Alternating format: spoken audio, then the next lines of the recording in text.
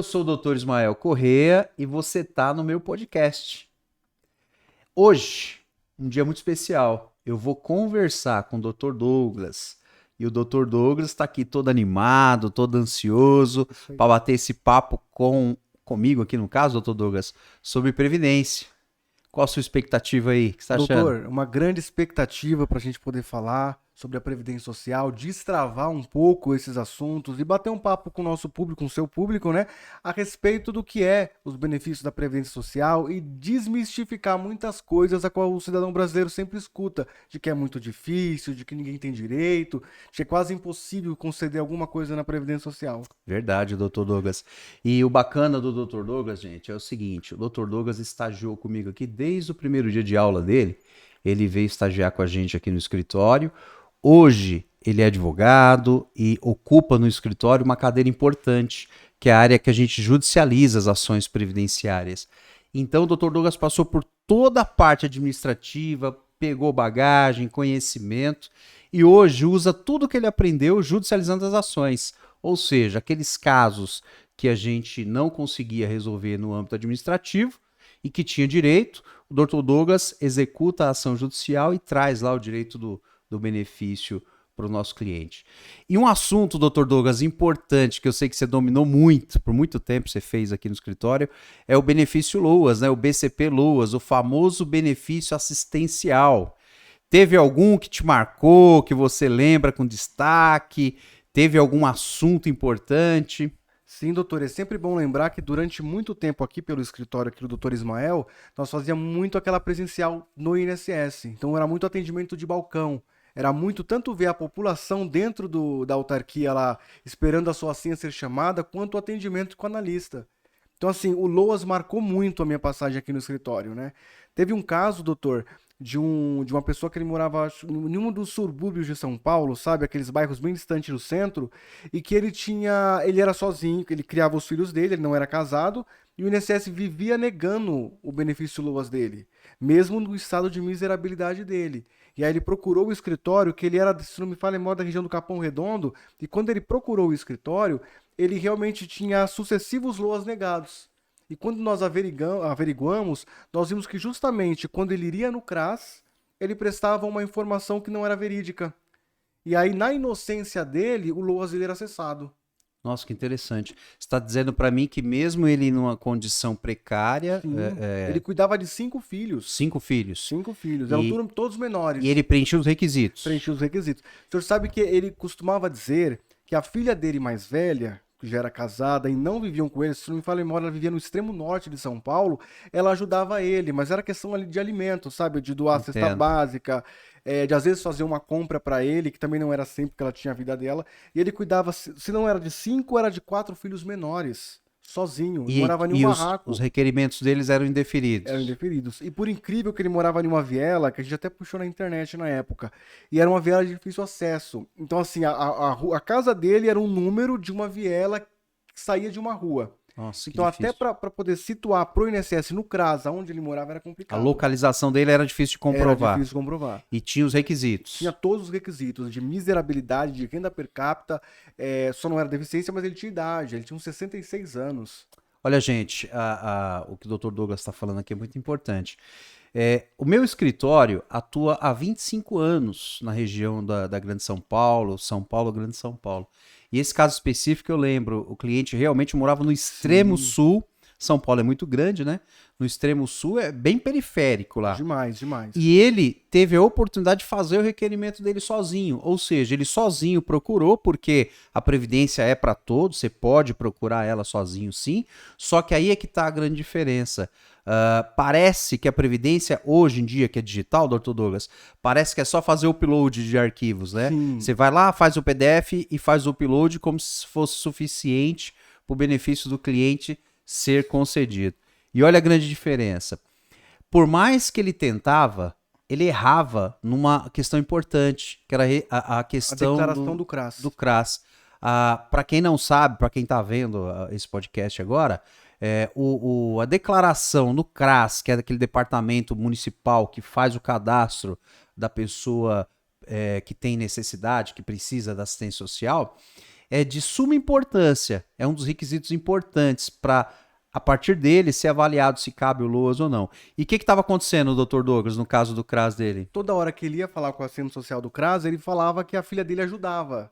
E talvez até mesmo na inocência, né, na boa vontade do analista do CRAS, ele talvez possa ter Essa colocado... filha que você está me dizendo, ela não morava com ele. Não, morava na zona norte de São Paulo, Então ele praticamente. dava informação como se ela morasse? Não, a maneira que ele falava, né, Ah. deixava dizer que ela morava com ele, porque ele falava que ela sempre ajudava, sempre estava presente. Só E que- o funcionário do CRAS, ele não tem essa obrigação de entender Não, isso, ele só não. anota, O que cadastra. ele ouviu, ele coloca. Então, assim, vai muito da boa vontade dele de querer sondar o segurado, né, o futuro segurado da Previdência.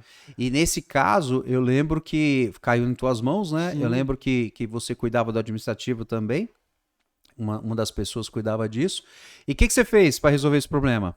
Olha, doutor, nós conversamos com ele no escritório, explicamos a melhor forma, fizemos com que ele entendesse a história dele, né? Porque a gente não direciona cliente aqui. Nós fizemos ele entender o que era a história dele. E explicar que a filha dele morava realmente na Zona Norte, né? E aí ele foi bem, não vou dizer instruído, porque não é isso que nós fazemos, mas ele foi bem direcionado, ele foi até o CRAS, nós demos a entrada novamente no LOAS dele e foi concedido. E aí nós migramos para a esfera judicial para conseguir aqueles atrasados. Peraí, os benefícios. deixa eu entender aqui que esse assunto tá ficando interessante. Então, além do escritório cuidar da questão da liberação do benefício dele, que ele tinha e fazia direito, preenchia os requisitos de miserabilidade, a questão econômica dele, além do escritório conceder via administrativo, agora olha que importante, via administrativo, ou seja, precisou ser advogado, doutor Douglas, para Não, liberar não. esse benefício? Qualquer cidadão que Tem um mínimo de conhecimento, né? pode liberar um benefício desse. Tá. Com conhecimento técnico, não precisou judicializar. Não. Agora, você falou para mim que além disso você judicializou. O Sim. que você judicializou? Só para eu entender e a galera que tá assistindo aí Eu até entender. mexi no microfone, gente, desculpa aí. Mas assim, nós judicializamos para tentar requerer aquele benefício que havia sido negado e provar que naquela época ele detinha o direito. Olha que Naquela interessante. época ele possuía o direito, né? Os requisitos eram preenchidos naquele momento. Sossegado. Então você tá dizendo para mim assim, que você fez um processo novo, Uhum. provou o requisito que é obrigatório lá Sim, e concedeu. sim. Só que não contente com isso, falou, pera um pouquinho. Aqueles requerimentos antigos que ele mesmo tinha feito, você percebeu que fazia jus ao direito. E ele tinha 2 anos e meio de atrasados. Olha, gente, que interessante. Além de resolver o problema atual, momentâneo, aquele problema de emergência dele ali, de fazer o cliente receber, solucionar o problema dele, né? Dele receber, o Dr. Douglas achou um caminho que, através de uma judicialização, você conseguiu fazer com que ele recebesse esse período de 2 anos e meio retroativo. Sim. É isso mesmo? Correto. E também, doutor, naquela época, acho que essa ação a gente entrou tem uns 2 anos. Ok. Naquela época, o juiz indicou uma perita socioeconômica da justiça, de confiança, né, do juiz, para poder ir até a casa dele. E olha como o estado dele realmente era de miserabilidade. A perita fez 3 diligências para na terceira encontrar a casa dele, porque era um barraco. Nossa. Então a perícia foi até o local 3 para vezes. fazer a perícia técnica e não encontrou a localização Não encontrou dele. a localização. Nós precisamos pegar o Google Maps, né? Fazer um e croquis. Fazer um croquis com um print de onde que era a entrada da viela, digamos assim, que era uma viela de barro até, doutor. É muito comum. Bem precário, né? as Extremo pessoas- sul de São Paulo, Extremo né? Sul. Não sei quem está vendo essa live, talvez é de outro estado, de outra Sim, grande sim, alcança capital, muita né? Às gente. vezes é de cidade grande como Belo Horizonte, Fortaleza, mas São Paulo tem lugares que não tem asfalto ainda. Tem Verdade. lugares que não tem nem saneamento básico. Então ele Verdade. morava em um lugar muito escondido e era realmente um barraco de tábua. Entendeu? E aí a dificuldade. Depois de mandar o crocri, tudo bonitinho que a Que a ciência perita social. socioeconômica conseguiu ir. É. Gente, ó, a gente brinca muito aqui no escritório e fala que advogar, cada caso, ele é de... Olha eu bagunçando aqui, o pessoal da técnica vai ficar bravo comigo. Cada caso que a gente pega no escritório, a gente aplica o conhecimento de uma forma bem artesanal mesmo. Por quê? Não é tudo igual, gente. Cada caso tem sua particularidade. E esse caso, o Dr. Douglas teve que desmiuçar ele. Eu lembro com clareza do caso, mas eu quero transparecer para você entender a parte técnica da coisa. Mas olha que interessante, Dr. Douglas, você falou uma coisa aí que me lembrou outra. Você falou que tiveram dificuldade de encontrar O endereço, você teve que Sim. fazer um mapa, um croquis, para que o assistente social fosse até o local e localizasse lá e fizesse a entrevista social para a ação judicial ter efeito, né? Para que o Sim. laudo fosse favorável, né? Mas olha o que eu ouvi dizer essa semana aí, que um morador de rua, para ser bem exato, vamos pegar um exemplo aqui do mendigo, a pessoa que está no estado de miserabilidade. Gente, com todo respeito, quem está na rua, o grau de miserabilidade dele é absurdo, é extremo. E isso é fato. Agora, olha que interessante, doutor Douglas. Como que o morador de rua vai conseguir provar o endereço dele? Deixa eu entender aqui uma colocação que eu estou fazendo. Se um dos requisitos é provar residência, o morador de rua pode não ter direito se ele preencher lá a questão idade, a questão Deficiência, deficiência. renda per capita é Renda per óbvio, né? capita é óbvio. Mas se ele preenche todos os requisitos e não comprovar o endereço, ele pode ter o pedido dele indeferido, negado? Sim. Sim, eu já vi casos assim. E, inclusive, doutor, tem um parecer, eu vou até puxar aqui para vocês, para não pecar na informação, tá? É o artigo, eu até anotei aqui, ó. É o artigo 13, parágrafo 6º do decreto 6.214, que diz assim, ó: quando o requerente for pessoa em situação de rua, deve ser adotado como referência o endereço do serviço da rede socioassistencial pelo qual está sendo acompanhado, ou seja, o CRAS da qual ele tá fazendo a autodeclaração dele. Ou, na falta deste, de pessoas quais ele mantém relação de proximidade, como às vezes o senhor da venda, né? Às vezes a pessoa que mais dá alimentos para ele. Mas justamente se não tiver esse endereço, eu já vi casos de pessoas que teve seu LOAS negado, preenchendo o requisito de miserabilidade, porque era morador de rua, né? Preenchendo o requisito ou de deficiência ou de doença, porque o que mais você vê de morador de rua são pessoas até deficientes. Sim. No metrô de São Paulo está cheio de pessoas Verdade. assim, né? É. E aí o que acontece? Não tendo aonde ser citado, não digo nem citado, mas não tendo aonde ser encontrado, tendo benefício negado. Por não provar que é morador de Ou rua. seja, o estado de miserabilidade dele é tão profundo ao ponto dele morar na rua. Olha o que eu tô falando para você. Presta bem atenção, isso é fato. Isso existe na tua cidade, por mais que você mora numa cidade menor, pequena, porque São Paulo é uma grande metrópole, né? Megalópole, Sim. né? Mas nas pequenas cidades você vê lá pessoas que moram na rua. Essa pessoa, se ele preenche os requisitos de a renda absurdo, lógico que não vai ter renda, mas a questão deficiência ou a questão idade, que é um dos requisitos importantes para o benefício do LOAS, ele corre o risco de não ter o pedido dele aceito em razão dele não ter como provar lá a residência dele. Aí é que está a questão. Existe previsão legal. Fala de novo pra gente, doutor Douglas, a Vamos lá. previsão legal desse fundamento aí. É o parágrafo Vou 6º. tomar uma água enquanto isso. Posso? Isso, pode sim, doutor. É o parágrafo 6º do artigo 13, tá, gente? Do decreto 6.214 de 2007, né? É importante lembrar, doutor, que o morador de rua, ele não tem uma rua fixa onde ele fica. Ele é muito transeunte em São Paulo. Nós estamos, eu venho de uma cidade, né, de São Bernardo e Diadema, e muitos deles ficam perambulando pela rua. Então, às vezes, um tá no bairro, dá um exemplo em Diadema, um em São Eldorado, outro dia tá no Serraria, no Caema, Jardim das Nações, no centro mesmo. Então, eles não têm um lugar fixo para se ficar. E a lei permite, né, nesse artigo que eu Tem li mais caminhos, cedo, né? que ele pode escolher o endereço do CRAS. A lei não fala isso, albergue, mas né? pode ser o Por endereço exemplo, do né? albergue, onde ele consiga ter um tese de uma. Sabe que é muito comum, doutor Douglas, e a gente vê isso, igrejas, né, que ajudam com Sim. sopa, com alimento. Ele poderia pedir pro pastor da igreja ou pro padre e falar, poxa, Doutor, não eu tem. preciso comprovar esse endereço, tal, lá no CRAS, ele poderia fazer Sim, isso, porque né? não há. Vou dar um exemplo, gente. Não há impedimento tanto legal. Imagina que o mendigo ele frequenta a missa todo domingo. Ou frequenta a missa toda quinto domingo, ou um culto evangélico, até Seja mesmo. qual for a Seja qual for a denominação. denominação, pode ser até mesmo um centro espírita, mas que ele frequente tal dia Sim. aquele lugar. Então É uma ponto, referência para ele. referência. É. Então, assim, Ó, isso é importante saber, isso é muito importante, porque nós, operadores do direito, nos deparamos com várias situações, né? E uma dessas aí é possível acontecer de alguém de alguma ONG. Eu faço muito serviço voluntário em ONG também, e eu vejo, chega na nossa mão lá, situações que a pessoa pede um auxílio, uma ajuda, e a gente é voluntário e vai fazer com prazer mesmo, porque sabe a situação da pessoa.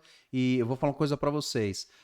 Nessa área previdenciária é muito gratificante, porque Quando você concede um benefício, principalmente o Dr. Douglas, um benefício assistencial, que é aquela pessoa que não pôde contribuir, que não trabalhou, mil razões deve ter os motivos dela lá, mas enfim, chegou numa situação que não conseguiu contribuir, não conseguiu pagar, e está no estado de miserabilidade e ele preenche os requisitos. E quando ele procura uma ONG, um escritório, algum lugar para fazer, e que você executa o trabalho com excelência, faz com carinho, e detalhe, viu? Sem precisar judicializar. São casos que você resolve de forma administrativa. Quando você concede e você dá essa notícia para essa pessoa, você vê o brilho do olho dela. Você resgata a dignidade dessa pessoa.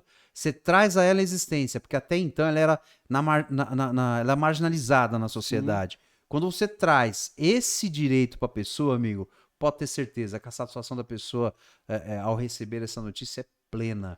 Você consegue trazer um brilho diferente no olho dela e faz ela ter dignidade e entender que é possível, sim, tocar a vidinha dela lá, recebendo um benefício essencial, que é direito, que é lei, não é esmola.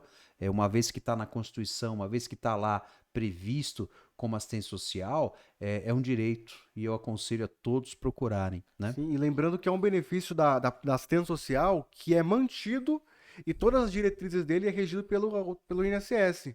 Então, assim, além de você também conseguir, como profissional, os seus honorários, você ouve do cliente que você costuma ouvir, doutor, que 1.212 salário mínimo hoje, o cliente virar para você e falar, você resolveu a minha vida. Interessante Isso isso, é né? muito gratificante. Gratificante. Melhor, não digo pode ser melhor, né? Dependendo do seu ponto de vista. Mas melhor até que cobrar os seus honorários é você ver aquele senhor ou aquela pessoa deficiente que não tem nada chegar para você e falar assim, doutor, o senhor resolveu a minha vida. Que Né? E é bacana. o que a gente mais escuta militando no Nós, LOAS. nós tivemos o privilégio aqui, nós tivemos o privilégio de ouvir isso diversas vezes, né, doutor Sim, Douglas? De pessoas falando, muitas nossa, vezes. esse serviço traz pra gente muita satisfação em fazer. Mas olha que interessante, deixa eu lembrar um caso aqui, que eu lembrei agora e faz parte desse contexto. Certa vez, doutor Douglas, acho que uns 2 anos atrás, eu estive na casa da minha mãe, como é habitual eu passar toda semana lá na casa dos meus pais. Passei lá no final do expediente, fui bater um papo com meus velhinhos lá, conversar e encontrei um morador de rua pedindo para minha ajuda. E eu perguntei o que ele. Parei o carro, desci do carro e perguntei, mas o que o senhor precisa? Não, eu só quero um pouco de água. Eu falei, mas o senhor não tá com fome, não quer comer? Ele falou, não, a vizinha aqui do lado, todo dia eu venho aqui esse horário, ela me dá comida quentinha. E aí, é Caramba. interessante, né? Aí eu falei, não, então se o problema é água, peraí. Aí entrei lá, pedi pra minha mãe, dei água pra ele e comecei a fazer um bate-papo com ele. Falei, mas como que é o seu nome? Ah, meu nome é... Fala um nome fictício aqui, tá? Meu nome é José, meu nome é Joaquim, sei lá. E aí, conversando com ele, eu vi que ele tinha todos os requisitos para obtenção do benefício LOAS. Ele tinha todos os Uhum. requisitos. Idade, ele tinha A miserabilidade. miserabilidade, porque ele era um morador de rua. Enfim, comecei a conversar com ele e a vizinha veio com a comida. E eu falei para ele: Ó, o senhor não me conhece, mas eu sou advogado, eu sou o doutor Ismael. Meus pais moram nessa casa aqui, onde o senhor bebeu água. Eu falei: Não, eu conheço tua mãe, conheço teu pai. Enfim, foi um. Falei: Que bom, então tá fácil. Eu vou trazer para o senhor um pouco de dignidade. Vou fazer de forma voluntária, porque uma das coisas que eu faço, tenho prazer em fazer quando eu vejo a situação de estado da pessoa, eu realmente faço. E aí, conversando com ele e tal, não sei o que, pedi os documentos para ele. Rapaz, você não sabe o que aconteceu. Esse homem nunca mais voltou. Nossa. Nunca mais voltou. E eu perguntava pros vizinhos, perguntava pra um, pra outro, falei, não, ele sumiu, desapareceu. Quando foi agora esse ano, eu descobri que ele apareceu por lá. Aí Uhum. ele tava passando na rua, eu chamei ele pra conversar, eu falei, poxa, mas o senhor não quer aposentar? Qual é a sua preocupação, né? Eu quero te aposentar, não vou te cobrar, o senhor tá preocupado em pagar? Ele falou, não, eu vou trazer os documentos e tudo mais. Resumindo, doutor Douglas, o que eu descobri? Essa pessoa tinha um problema na justiça. E a Hum. ignorância dele, ele entendeu que se ele tivesse um benefício, seja ele qualquer, assistencial ou não, ele estaria dando para a polícia ou dando para a justiça o endereço dele.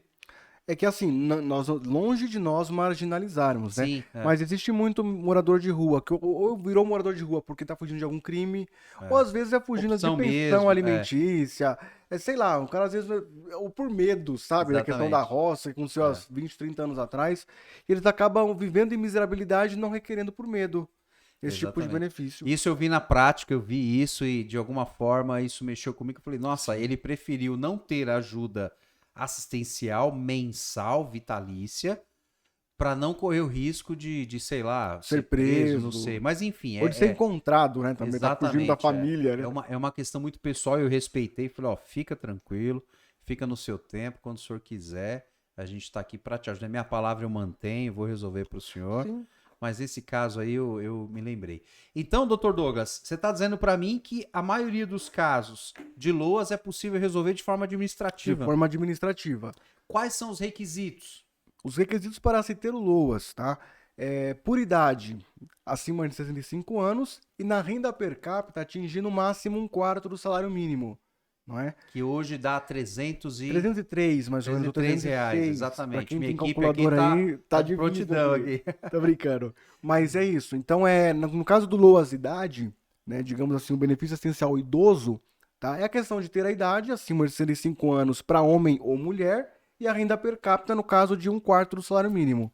Também tem o caso do benefício de prestação continuada ao deficiente, né? Ok. E aí o requisito também é a renda per capita de um quarto do salário mínimo e a deficiência.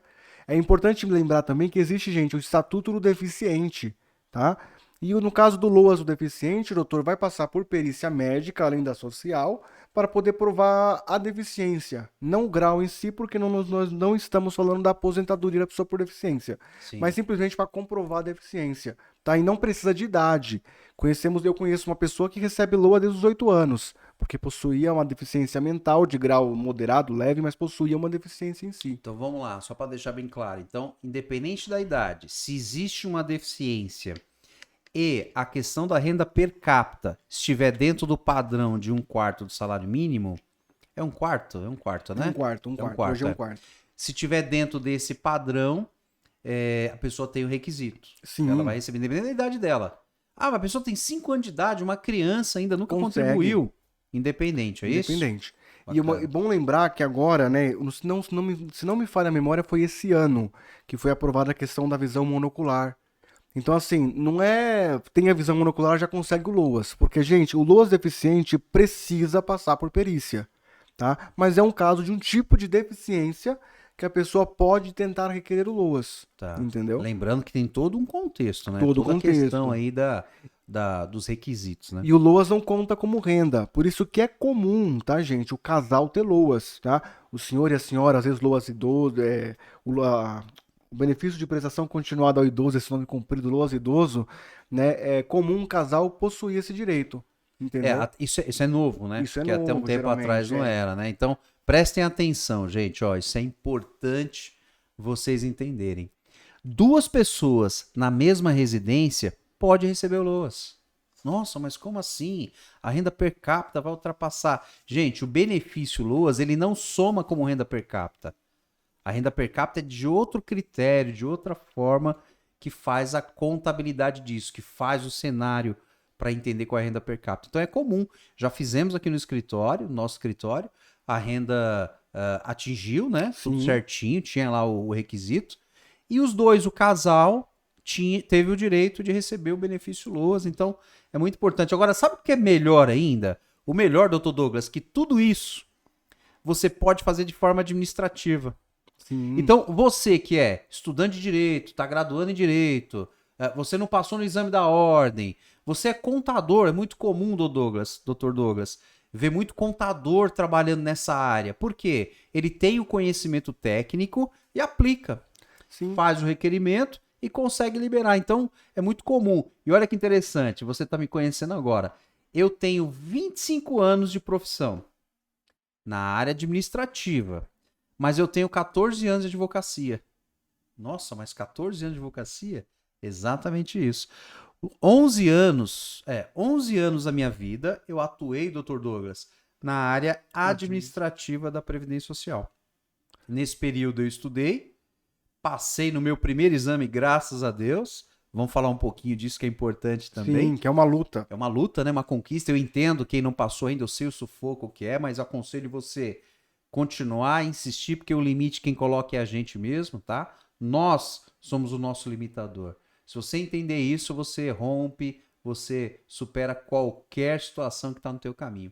E depois disso que eu estudei, fiz direito, eu comecei a judicializar as ações que eu via que erros administrativos grotescos, Dr. Douglas, não permitiam que meu cliente recebia o benefício. E judicializando, a gente conseguia provar. Um exemplo é esse caso que o senhor falou agora, desse cliente do extremo sul de São Paulo, Sim. que o doutor percebeu que além do administrativo resolveu o imediato dele, resolveu o problema dali para frente, só que o senhor falou, não, peraí, tem um caminho aqui. E judicializou a ação para receber o que ficou para trás. Isso é importante você saber. O caminho administrativo, ele é 90%, doutor, das ações previdenciárias.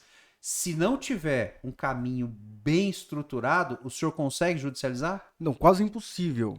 Se não tiver um processo administrativo bem feito, bem estruturado, não tem. O senhor sabe que o senhor falando que até contador, né, no INSS, nas minhas idas ao INSS foram 5 anos. O senhor, como diz, bateu muito Não, a bati barriga lá no balcão do INSS, doutor muito a Douglas? barriga. E lá eu encontrava muito procuradores. Dava-se o nome de Sim, procuradores, esse é o nome que né? se dava, é verdade. E aí eu encontrei contador, encontrei professor, encontrei advogados, né?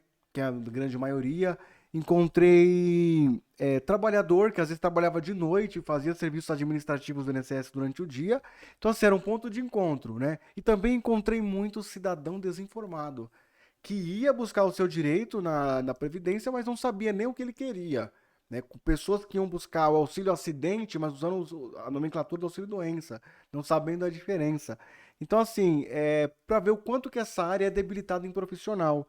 Hoje a gente encontra, doutor, no Instagram, é bom a gente frisar aqui, muitas pessoas anunciando a questão da Previdência. Só que a questão da Previdência, além de você ter um profundo conhecimento na área de atuação, né, você precisa ter desenvoltura naquilo. Porque nem tudo também é só a questão da... Como é que eu posso dizer? Nem tudo somente é a questão da lei fria. É questão de experiência. Tem coisa que a experiência fala mais do que o É o conhecimento famoso técnico. macete, né, doutor Douglas? Eu É o encostar a barriga no balcão e entender, né, como entender é a que é a questão. história, né? Hoje, nos dias de hoje, aquele contato que a gente tinha com o atendente, com o analista, eu vou confessar pro doutor, eu aprendi muito com os funcionários do INSS, aprendi demais. Por quê? Aquele contato que você tinha, porque um pouco antes de você, eu ainda sou da época que eu acordava 3 horas da manhã, ia pro INSS e ficava na fila. Detalhe, esse horário já tinha 3, 4 na minha frente. Esperava até as 8 da manhã para conseguir uma senha, doutor Douglas. Não sei se você pegou essa época. Não, o que eu peguei já era agendamento. Já era agendamento. Você pegou a melhor parte. Sim, Hoje, sim. então, nem se fala.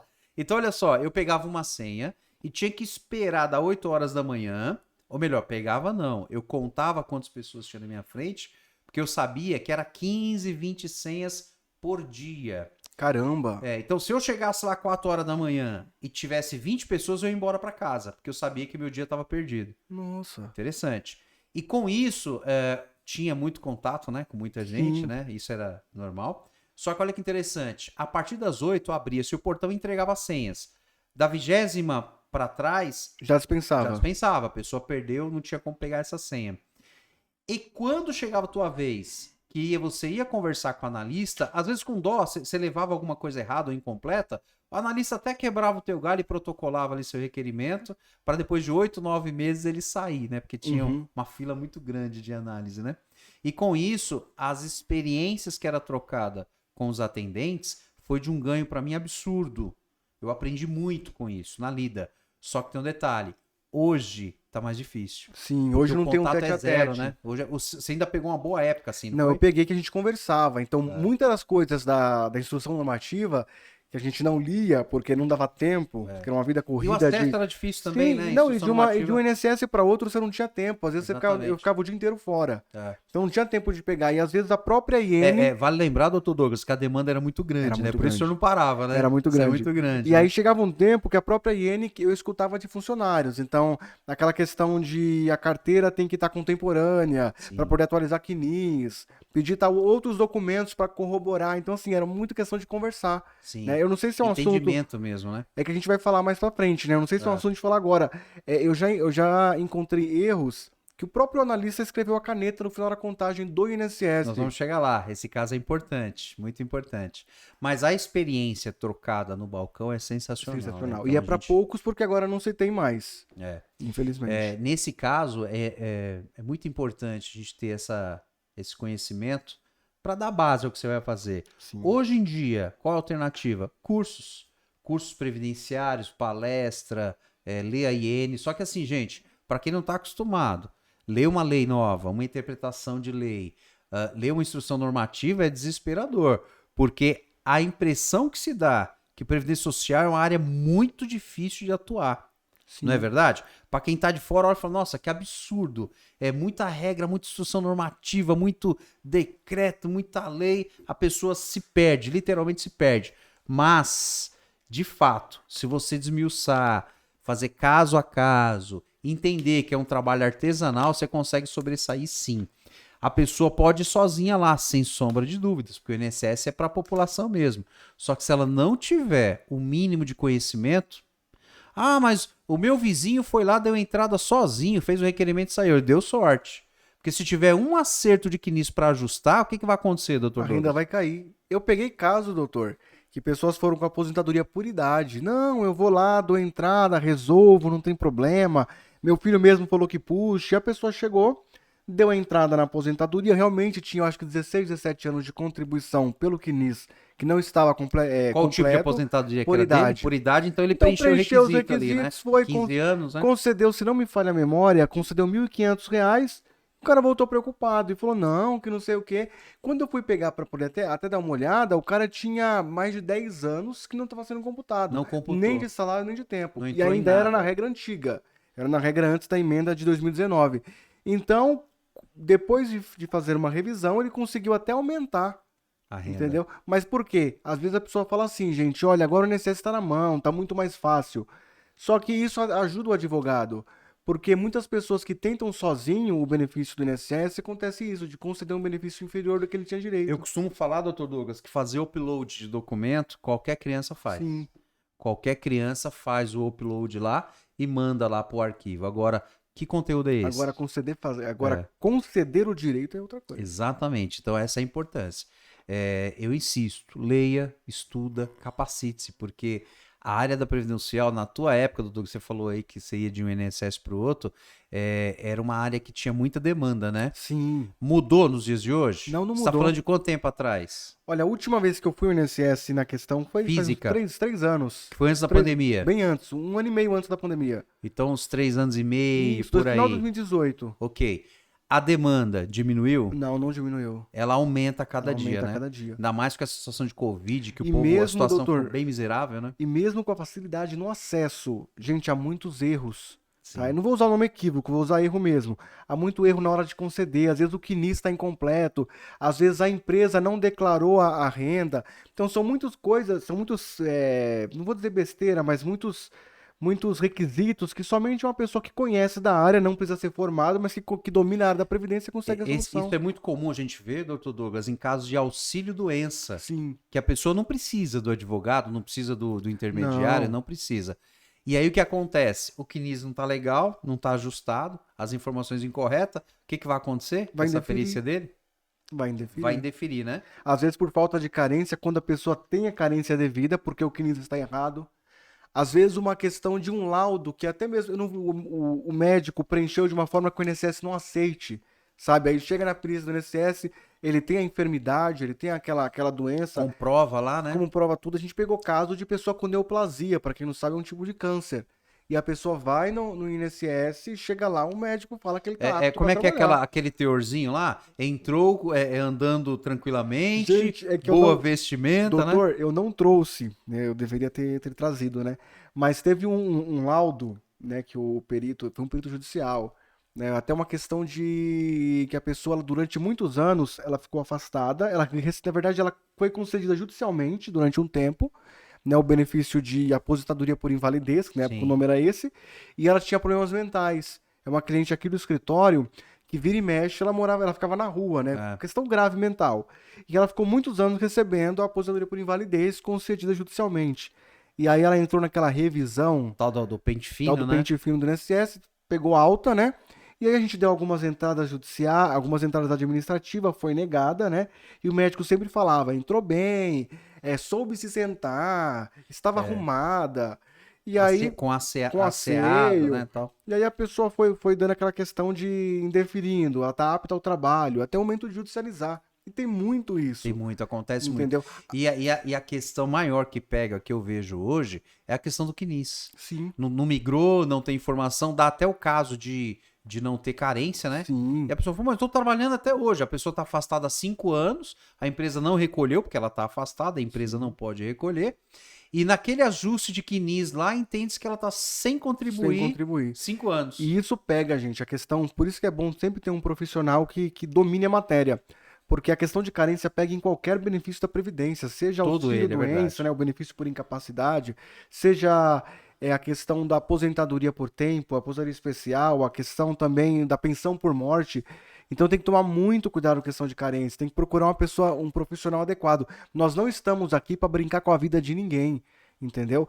Por isso que todo o trabalho aqui do escritório, não estou puxando só sardinha para o escritório, mas a previdência precisa ser uma coisa mão a mão, precisa ser artesanal, porque nós não estamos para brincar com o direito de ninguém.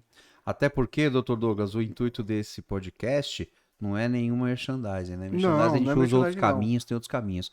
Aqui é para contribuir mesmo, para ter conteúdo, para pessoa que está lá Sim, procurando no YouTube, na rede social, seja onde for, vir um tema que chama atenção e entender aonde tem direito, onde não tem. E lembre-se, a previdência, ela não é restrita para advogado. Qualquer pessoa tem acesso, o próprio segurado tem acesso, qualquer pessoa que domine a área pode fazer o requerimento e acompanhar isso e fazer o resultado. Então, a ideia do conteúdo nosso aqui é deixar mesmo registrado que pessoas têm direito e quais são os caminhos que podem ser seguidos. Por exemplo, a aposentadoria por idade hoje. Hoje o requisito da idade para homem não alterou com a mudança na lei de 2019. Ela continua com 65 anos o homem, né? uhum. E o que mudou a contribuição de 15 anos, que é a tal carência de 180 contribuições, de novo aqui falando em carência, tá? Agora um fator importante, doutor Douglas, que eu queria que você falasse. O que mudou a questão da mulher? A mulher mudou com essa questão da emenda, que dependendo do ano, tá, acrescentava-se 6 meses. Hoje já Da está data da mudança, da né? data da mudança. E Então, ou hoje, seja, lá em 2019, ela tinha 60 anos, e aí ficou 60 anos, Deixa eu até depois, escrever aqui para ficar fácil, ó. 2019, 60 anos, certo? depois ficou 60 anos e 6 meses. 2020, 60 anos. Aí a alteração é, para cada ano, aumenta 6 meses na idade ou no tempo? Aumenta 6 meses na idade. Eu falei 6 anos, né? É 6 Falei meses na besteira, 6 idade. anos. Desculpa aí, gente. Aumenta Aumenta 6 meses na idade. idade. E isso foi gradativo. Gradativo. Até quando? Até 62, que é o limite. Que é o limite. Que é o Então, limite. a cada ano que passou, aumentou 6 meses, chega a 62. Então, teve alteração. A mulher, Teve nesse alteração. caso, teve um prejuízo, né? Na verdade, doutor, vamos ser sinceros, né? Quando que a mulher não tem prejuízo na Previdência Social? Né? Na vida, né? Na vida. As mulheres, né? Infelizmente, as mulheres são o que mais têm prejuízo. Nesse caso, doutor Douglas, é muito comum a gente ver pessoas. Poxa, mas eu tenho 60 Quase anos. de mulheres, desculpa, tá? A gente não vive sem mulheres, tá? Muito mais. Não, é principalmente o doutor Douglas, que é recém-casado, né, Eu doutor tenho Douglas? duas mulheres em Tem casa. duas mulheres em casa agora, doutor Douglas. É Mas verdade. o que acontece? Ó, nesse caso, a mulher teve essa evolução aí de idade e o requisito tempo. Então, nesse caso aí, a mulher teve um prejuízo, sim. Teve um prejuízo. Teve um A prejuízo. mesma questão, doutor, do homem e da mulher, quando se fala em questão de tempo também, porque tudo para na emenda. É. Né? Aquela regra de 50% do pedágio, 100% do pedágio, voltando para a aposentadoria por idade. A questão de comprovar carência e tempo.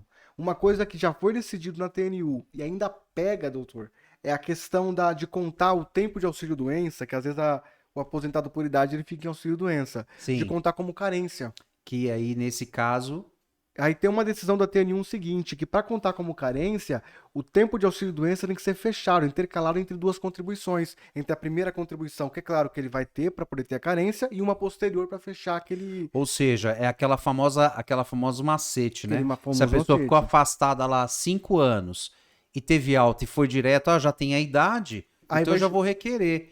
Esses 5 anos não vai contabilizar, como a não carência. ser que... Tem uma contribuição posterior. Então ele é avulso, de forma avulsa, uma Isso, contribuição uma contribuição individual, faz o requerimento. Sabe que eu já peguei, doutor, pessoas que falam assim, olha, tem 17, 18 anos de tempo, né? Sim. E não tem 180 contribuições de carência.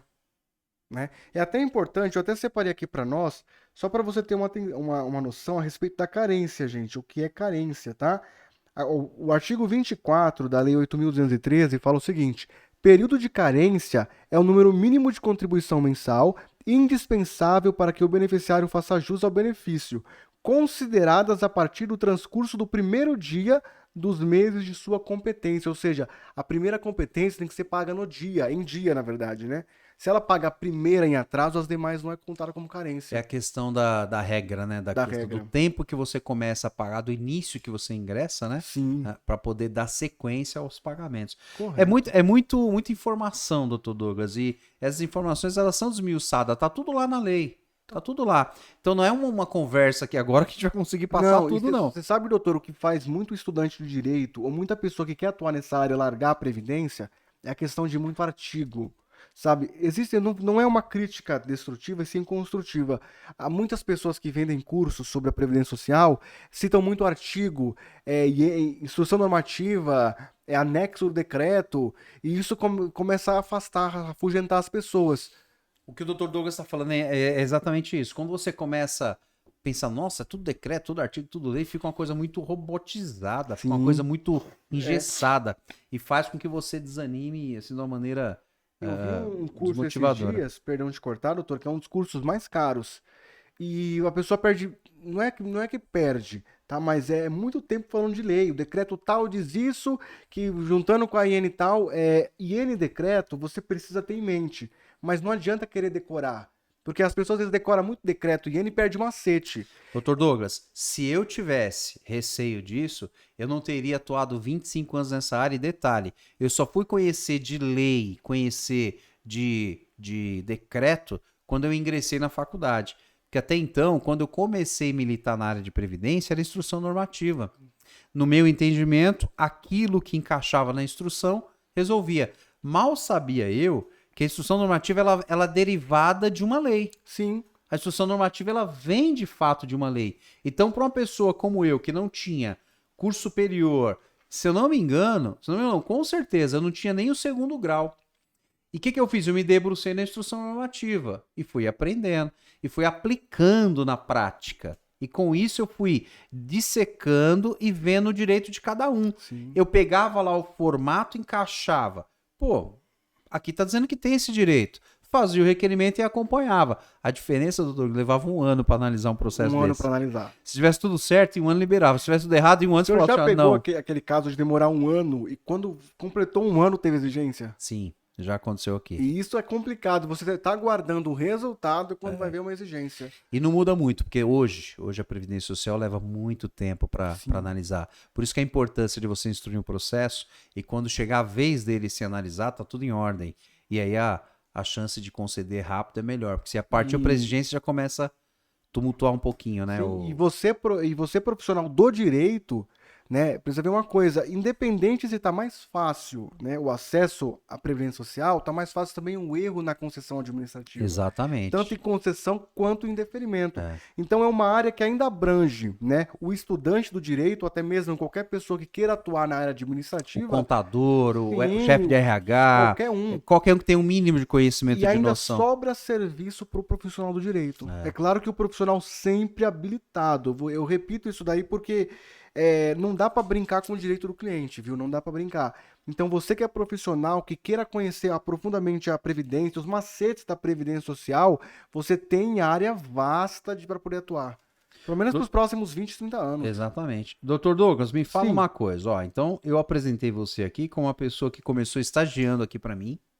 hoje ocupa uma das cadeiras mais importantes do escritório, que é onde judicializa as ações previdenciárias, né? A gente também atua na área trabalhista, mas tem outra pessoa que ocupa esse lugar. Sim. E o Dr. Douglas atua exatamente judicializando os processos que o administrativo não resolveu. Sim. Então a gente tem uma equipe, que é a retaguarda, que faz a questão administrativa. Quando ela não resolve, ela manda pro Dr. Douglas. O Dr. Douglas fala assim, joga no meu peito que eu resolvo. Certo? Me fala uma coisa, como tá a situação do entendimento de reconhecimento de insalubridade? Para quem não sabe, gente, insalubridade é aquela profissão que gera um risco, que gera um dano à sua saúde, e você comprovando ela através do PPP, o Dr. Douglas vai explicar melhor, e cabe esse enquadramento, ele encaixa lá no anexo da lei do decreto, você consegue um plus, um adicional, que é mais ou menos assim, a cada 5 anos que o homem trabalha nesse tipo de atividade, aumenta 2 anos. E a cada 5 anos que a mulher trabalha nessa atividade, aumenta 1. Mas também a mulher aposenta com um período mais curto de tempo. Como está hoje, Dr. Douglas, o entendimento administrativo desse tipo de enquadramento? Está tendo dificuldade? Como é que está? Infelizmente, não é 100%, mas a maior parte dos benefícios a qual nós damos entrada administrativamente, de aposentadoria por tempo, com o período de insalubridade, os peritos estão negando. Às vezes por pequenas divergências. Quando você fala perito, é porque tem um perito analisando ali. Eu tô falando um linguajar tranquilo, doutor Douglas, porque eu não sei aonde vai chegar. Se a pessoa que tá ouvindo a gente é um especialista, se não é, se a pessoa tá por curiosidade ou não. O processo administrativo também tem um perito para analisar esse tipo de documento? Que é o PPP, no caso? Que é o PPP, no caso. O que acontece? Hoje, com a questão do meu INSS, da digitalização, mudou um pouco, mas a sistemática ainda é a mesma, tá? Deixa eu contar para vocês um pouco como era a nossa história. Nós pegávamos após conversar com o cliente, buscar todos os documentos, carteira, ficha de registro, o próprio PPP, nós procurávamos saber aonde essa pessoa trabalhava, se era em um hospital, se era em uma metalúrgica, se no trabalho dele ele estava exposto a um ruído muito alto, ou a questão química como óleo e graxa, entendeu? Aí o que acontece? O que nós fazíamos? Buscávamos o PPP, né, solicitávamos, e aí montando o pequeno processo administrativo no escritório, nós levávamos até o INSS. Chegando lá, era-se feito um protocolo, né? E aí o PPP ia para uma análise de um perito administrativo. Esse perito ele analisava se aquele PPP ele mostrava ou não, preenchia os requisitos ou não, né? O PPP, gente, ele é um documento individual, né, que usa como base o LTCAT do serviço. Então ele via se preenchia ou não. E às vezes, por pequenas divergências, seja no preenchimento mesmo, no nome do responsável técnico, na data de emissão, às vezes são erros meio grosseiros. O perito fala que ele não tinha direito, então negava-se. E até hoje, doutor, eu posso dizer que pelo menos mais de 50% dos casos são negados administrativamente. E na questão judicial, é mais uma questão de lei, entendeu? A lei enquadra, a lei reconhece, o PPP está praticamente preenchido, porque o segurado, gente, não pode ser punido por questão que é só a empresa ter um controle, né? O preenchimento do PPP, a elaboração do PPP, que é o perfil profissiográfico previdenciário, ele é de exclusividade da empresa. É ela que detém o LTCAT, ela que individualiza isso. Lembrando que antes do PPP, tivemos outros documentos. Eu não vou lembrar a ordem correta, mas tivemos o DSS 8030, o DIRBEM, né? E também hoje o perfil profissiográfico. Sim.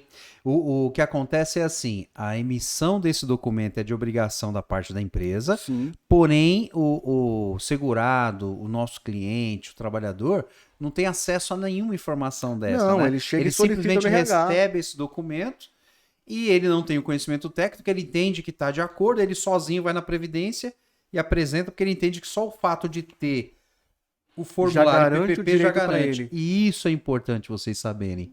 Não é só ter o PPP, não é ter posse do PPP, é saber se as informações descritas no documento estão de acordo com a instrução normativa, com a lei, com o requisito necessário. Por isso que a maioria dos processos são negados de forma administrativa. Porém, de forma errônea, porque joga-se a responsabilidade para o segurado. Joga-se a responsabilidade da emissão do documento como se fosse o segurado que teve culpa daquilo. E a parte da relação aí mais fraca é o próprio segurado, né? Em razão disso tem essa divergência. Porém, Judicializando se resolve muito resolve desses problemas. muito desses problemas, doutor. Você falou para mim no começo da nossa conversa aqui, e o nosso tempo está bem extenso já, Uhum. mas é um assunto que nós vamos fechar, vai ficar bacana. Você falou para mim de um fato que você encontrou um erro eficaz, lá um erro eficaz não existe, né? Um erro de fato, inclusive porque o sistema não permitia e o funcionário escreveu o erro, né? Sim. No processo. Deixa eu só contar a introdução, eu Pode queria contar, que você doutor, fica à finalizasse. vontade. O que acontece é o seguinte, gente, teve um cliente que nos procurou e ele é uma pessoa instruída, Formação graduada, superior. tinha formação superior e tal, e ele, como a Previdência Social não tem impedimento, você procura a Previdência, ele procurou a Previdência de várias formas, quando digo de várias formas, por vários caminhos, né?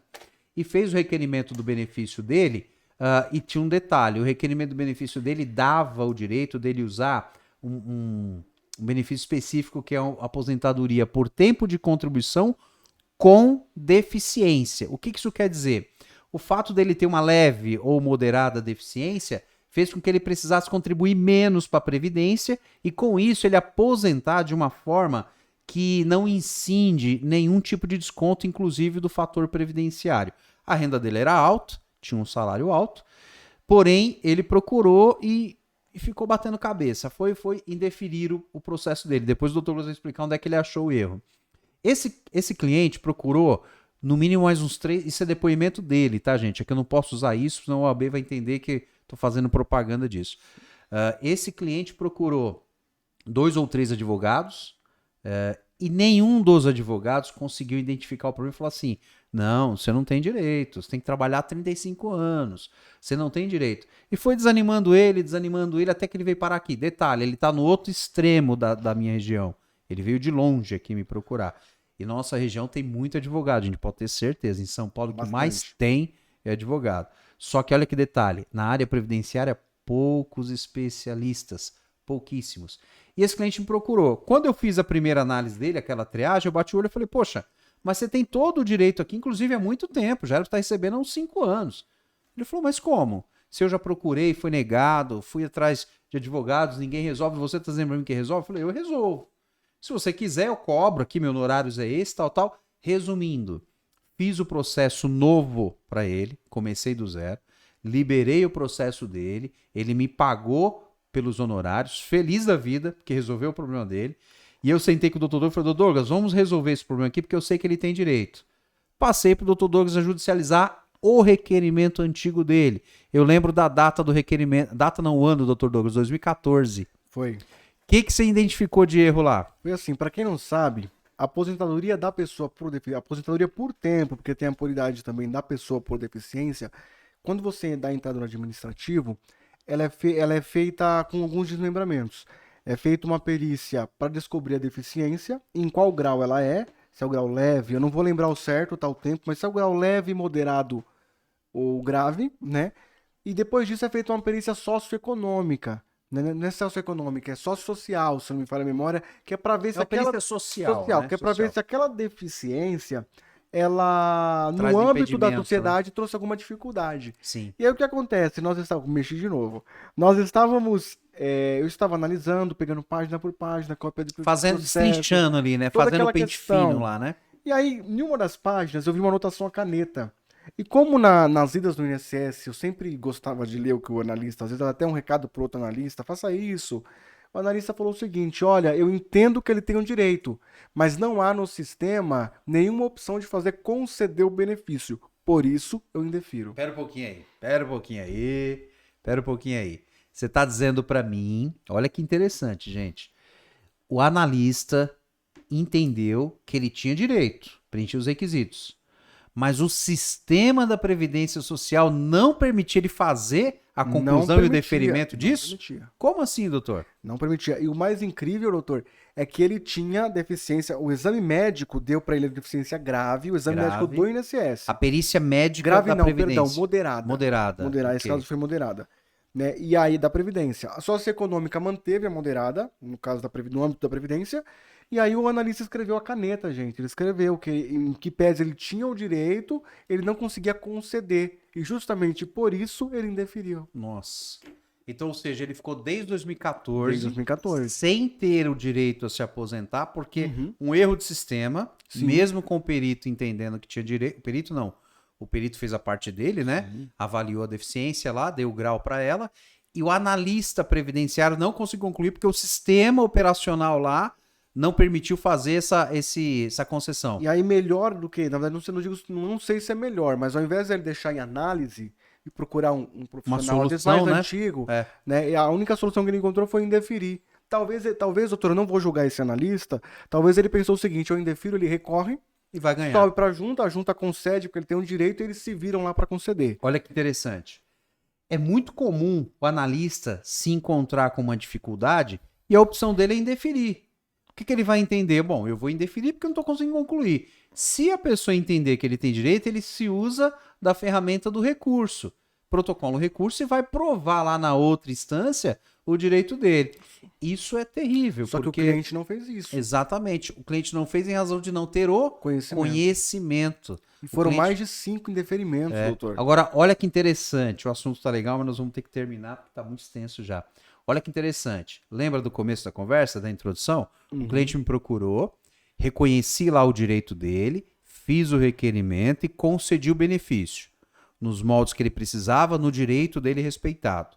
Sentamos, analisamos os indeferimentos anteriores dele, descobrimos que em 2014, esse caso é recente, né? Tem um ano. Sim. Tem, não, 2020, que nós entramos com o judicial em julho. Então, 2 anos aí. 2 anos, gente. 2 anos, tá? Nós estamos gravando hoje, então 2 anos. Olha que interessante. E esse período de 2 anos foi o suficiente para a gente entender a falha. O Dr. Douglas identificou a situação. É mérito dele também, de um profissional qualificado e capacitado que ele é. Aprendeu comigo também, não podia ser diferente, né, Dr. Douglas? Identificou, mas é mérito dele. Descobriu a falha, judicializou. Cá entre nós, não estamos falando o nome de clientes, não estamos falando o nome, tá? Cá entre nós, gente, R$500 mil de retroativo. 500 mil. Já está aposentado, já recebe benefício dele e, com a capacidade técnica, nós conseguimos fazer ele receber 500... Fazer ainda não, que ainda está para receber, está na fase de execução. Já foi homologado o cálculo, já homologou, né? R$500 mil retroativo. Aí, doutor Douglas, aplica-se os honorários, certo? Que é o contrato, o cliente paga com muito prazer, com muita alegria, porque ele entende que era perdido isso para ele. E além dos honorários, o que o doutor Douglas vai receber? Além dos honorários contratuais... Pera só um pouquinho. Foca na cara do doutor Douglas, produção. Foca aí. Além dos honorários contratuais, né? Em demandas judiciais, no caso nosso também contra a Previdência Social, nesse caso não vai ter majoração porque não precisou subir ao recurso, o INSS não recorreu. Pera um pouquinho. Você está dizendo que o INSS não recorreu nesse caso? Não precisa nem vir para mim não, pode ficar lá. Não recorreu. Não é você tá dizendo que você não teve nem tanto trabalho assim. Na verdade, não precisou nem sustentar lá. O grande trabalho, doutor, não vou tomar o tempo, o grande trabalho foi também nas perícias. Sim. Porque a perícia medicina... Bem estruturada. Na área judicial, gente, é refeita a perícia, é feita nova perícia. E o expert do juízo, o médico, no caso do médico, ele manteve a deficiência moderada, mas o médico, o perito socioeconômico, que é um assistente social, com muito respeito... Quando foi até a casa dele, a diligência dela até a casa dele, ela conversou com a esposa dele. Fez todo um laudo, só que no laudo dela, doutor, somando com o laudo do moderado do pontuação, médico, a pontuação, que isso futuramente o doutor vai fazer um podcast sobre isso. A questão dessa pontuação deu que dava o grau leve, se fosse somar. E se desse o grau leve, ele não teria direito em 2014. Entendi. É claro que teve a pressão quinquenal de 1 ano, tá, gente? Mas... nós fizemos toda uma ostentação em cima da perícia, explicamos que quem respondeu as questões foi a esposa, não foi ele, toda aquela questão também de ser esposa, de não querer expor muito o esposo, então teve sim essas batalhas. Só que o mais... Você teve que ter habilidade para anular esse tipo de laudo, porque a perícia não foi com ele, foi não com a esposa. Foi com ele, né? Nós até chamamos ele no escritório para saber se aquelas perguntas a qual a esposa respondeu era 100% verídica. Sim. Né? Porque a esposa, gente, não tô falando que a esposa mentiu, mas a esposa jamais... Teve o zelo, né? O cuidado de não expor o marido em algumas questões de íntima. Que no entendimento dela não era necessário expor. Não era necessário expor o esposo. E aí, mas resolvido e sanado isso... Resolvido porque o próprio juiz entendeu que essa perícia não fazia tanta diferença. E aí ele condenou nesse retroativo é mais o que? É isso que eu quero que o senhor fale, doutor Douglas. Vamos lá, com sorriso. Além do contrato pactuado, Além do contrato pactuado, né, nós que dos militamos, 500 mil reais, nós que militamos na área da Previdência, nós ganhamos o que nós chamamos de sucumbência, tá? A parte que sucumbiu, que deu causa à ação, no nosso caso o INSS, né, o juiz delimita em, no mínimo, que é 10%, Sim. ele paga 10% de sucumbência. Então você, advogado, além de ganhar seus 30% do honorário contratual, você vai ganhar mais 10% da sucumbência, que quem vai te pagar não é teu cliente, quem vai te pagar é a própria autarquia federal. E isso é interessante, gente, ó. De tudo que nós conversamos aqui, a única coisa que você não consegue fazer se você não for advogado é judicializar. Sim. Mas 60% dos processos que caem na nossa mão, acho que mais, né, uns 70%, pelo menos. 70% dos processos que vêm para o nosso escritório, todos eles são administrativos. Sim. Todos. E os outros 30 a gente já parte para judicializar mesmo, Sim. porque sabe que é o caminho. Então você que está aqui por curiosidade, está aqui porque veio para cá, quer interessar, quer ter interesse no assunto, quer aprender, eu recomendo. É uma área rentável, é uma área que a demanda cresce a cada dia mais. Foi feito estudos aí dizendo que a cada dia que passa, mais pessoas dependem da Previdência. E depender da Previdência não é só ter a questão da carência em dia. É questão de fazer o seu direito ser reconhecido e respeitado. E aí sim, precisa de um profissional habilitado, com competência e conhecimento. Lembra, a minha história é essa. Depois você vai me seguir na minha rede social, se você tiver interesse, você vai ver. 11 anos dos meus 25 de carreira, eu atuei sem ser advogado. Conquistei meu patrimônio, cresci meu escritório, em razão de ter conhecimento administrativo. Detalhe, quando eu iniciei na carreira, eu não tinha nem o 2º grau. Ou seja, não foi diploma de faculdade que fez eu ter conhecimento. Foi a minha vontade, meu esforço, com a graça e a ajuda de Deus, que a gente não abandona, todos nós sabemos disso, mas o meu empenho fez com que eu tivesse conhecimento. E numa época, gente, que não tinha internet, não tinha o Google para você dar um Google e procurar. Hoje você tem toda a estrutura da internet, todos os cursos de profissionais que atuam aí ensinando, e tem a facilidade de nem precisar pegar fila de madrugada como eu peguei muitas vezes. Olha que interessante. E doutor, para não ficar sem falar disso, para alguns críticos de plantão, nós não falamos muito da questão aqui, eu nem quis comentar muito da Junta de Recursos e da Câmara de Julgamento, da famosa CAGE, é porque, gente, nós tivemos demanda judicial aqui, que eu falei com o doutor hoje, que o processo ele teve sentença e acórdão em 5 meses. Sim. É claro que não é a regra, é uma exceção. Sim. Como o processo a qual o INSS perde o prazo de recurso ou não recorre, que duraram 3 meses. E também, doutor Douglas, tivemos muitos casos que a gente socorreu da ferramenta do recurso administrativo que levou 2, 3 anos e também negaram lá. E não, teve negaram. Negaram e casos que saíram. Sim. Porém, você leva 2, 3 anos para negar novamente e você vai judicializar. Sim. Você perdeu esse tempo. Muito tempo. Né? Então, assim, seu cliente padeceu. Toma cuidado. Eu não sei de onde está me assistindo, de qual região de São Paulo, do Brasil, de qual Tribunal Regional Federal sua subseção é, o seu município é, mas toma muito cuidado com essa questão de prazo, o prazo da CAGE, para você não perder os prazos de 10 anos, ou até mesmo o prazo decadencial, ou até aquele prazo quinquenal. Toma muito cuidado. Então pensa bem, né, antes de manter na CAGE ou na junta ou na CAGE, nessa ordem, para não judicializar. Entendeu? Nós estamos aqui no TRF3, na região do Grande ABC, que também é complicado em questão dos fóruns federais por causa de entendimento. Mas para a região aqui de São Bernardo do Campo, até as varas especializadas da Previdência de São Paulo, gente, compensa judicializar. Sim. Doutor Douglas, muito bom. Doutor, foi um prazer estar aqui nesse podcast, aprender contigo, porque, né, para quem não sabe, boa parte não, tudo da Previdência foi com o doutor. Eu ia falar boa parte do direito, mas a questão de Previdência Social eu aprendi aqui no escritório, trabalhando, gente, na área administrativa, indo no INSS, buscando cópia de processo, analisando o processo, conversando com o atendente, conversando nessa mesma sala, né, nesse mesmo estúdio que também era uma sala, né, de advogados. Aqui a gente sentava e conversava sobre casos para levar para judicial ou para dar nova entrada. Então tudo que eu sei da Previdência eu não aprendi em escola, não aprendi em faculdade, até porque a área da Previdência na faculdade é muito defasada. Era até uma matéria optacional, né, optativa. Então o que eu aprendi de Previdência foi aqui no escritório, foi o tete a tete com o doutor Ismael, com os advogados que na época qual eu era estagiário militava aqui no escritório, foi nas idas no INSS, foi conversando com o analista. Então, tudo que eu sei de Previdência Social foi graças ao escritório, ao qual o Dr. Ismael é o nosso proprietário, nosso chefe. Doutor Douglas, você me enche de orgulho. Para mim é um prazer ter você aqui do meu lado, hoje companheiro de trabalho, dividindo a cadeira comigo e saber que você absorveu aquele conhecimento que eu pude te dar. Então, para mim, você é uma referência hoje em muitos assuntos que a gente debate. Você me traz soluções, coisa que eu não tenho nenhuma dificuldade de reconhecer, porque fico feliz na sua evolução. E você que está aí assistindo, se chegou até aqui porque gostou. Então, eu vou dizer para você, o limite para o teu conhecimento, quem dá é você. É você que põe a barreira, é você que põe a dificuldade. Se você olhar a dimensão de quantidade de advogados na estrutura que você tá, você vai desanimar. Só que se fosse assim, você não devia nem ter nascido. Porque só para você dar bom dia, você está pagando, doutor Douglas, né?